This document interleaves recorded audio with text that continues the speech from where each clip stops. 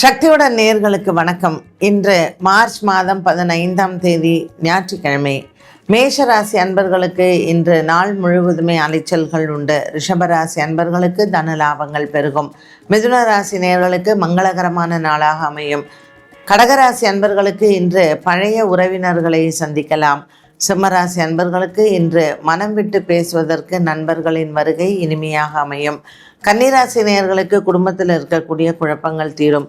துலாம் ராசி அன்பர்களுக்கு இன்று நாள் முழுவதுமே நல்ல ஒரு சிறப்பான நாளாக இருக்கும். விருச்சிக ராசி நேயர்களுக்கு இன்று குடும்பத்தில் இருந்து வந்த குழப்பங்கள் தீரும். தனுசு ராசி நேயர்களுக்கு சகோதர சகோதரிகளின் ஒற்றுமை பலப்படும். மகர ராசி நேயர்களுக்கு இன்று மனதில் பாரங்கள் குறையும்.